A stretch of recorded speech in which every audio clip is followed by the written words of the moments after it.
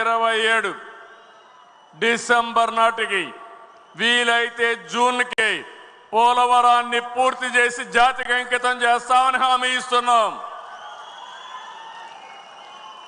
అది ఒకసారి అయితే దాని తర్వాత ఏం చేయాలని ఆలోచించినప్పుడు పోలవరం నుంచి బనక చెర్ల వరకు నీళ్లు తేగలిగితే పెద్ద చరిత్ర, చాలా డబ్బులు అవుతుంది, 80,000 కోట్లు కావాలి. అయితే నా ఆలోచన ఎప్పుడు కూడా చిన్నగా ఉండవు, ఎట్టి పరిస్థితుల్లో పెద్దవి చేసి ఈ చరిత్ర మార్చాలనేది నా సంకల్పం.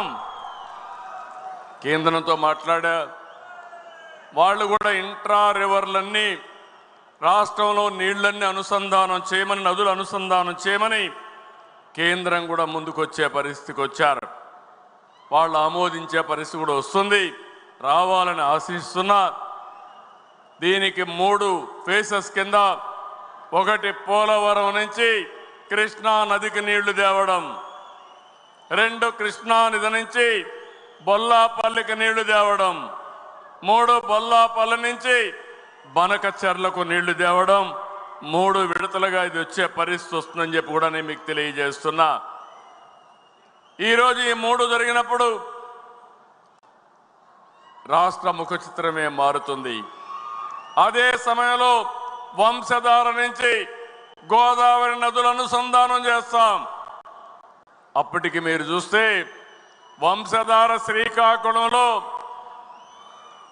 ఒరిస్సా బార్డర్లో ఉంటే అక్కడి నుంచి నీళ్లు వస్తే పెన్నా నది అనుసంధానం అయితే మీరు ఒక్కసారి ఊహించినప్పుడు నదుల అనుసంధానం పూర్తిగా సంపూర్ణం అవుతుంది. ఈ నదుల అనుసంధానం చేసి తెలుగు నేలపైన జలహారతి ఇచ్చి ఈ తెలుగు తల్లి రుణం తీర్చుకుంటారని మరొక్కసారి మీ అందరికీ విజ్ఞప్తి చేస్తున్నా. కొంతమంది అంటున్నారు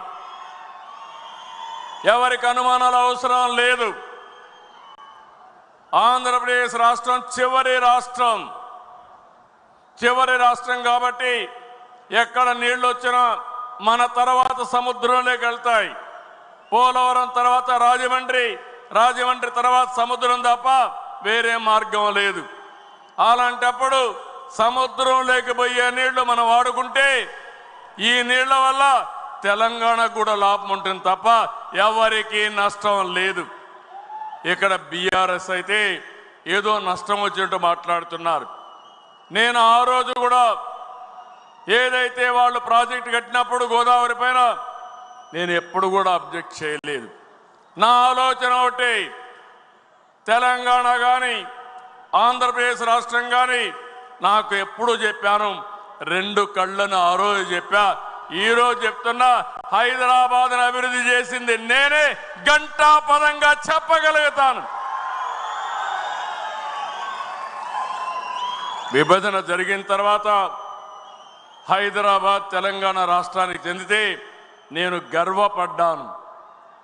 ఈరోజు దేశంలోనే ఎక్కువ తలసరి ఆదాయం వచ్చే రాష్ట్రం తెలంగాణ రాష్ట్రం. దానికి నాంది పలికిన వ్యక్తి పార్టీ తెలుగుదేశం పార్టీ. మళ్ళీ నేను ఆలోచించే విధానం, అక్కడ వాళ్ళు చేస్తుంటే ఈ రాష్ట్రం కూడా బాగుపడాలి.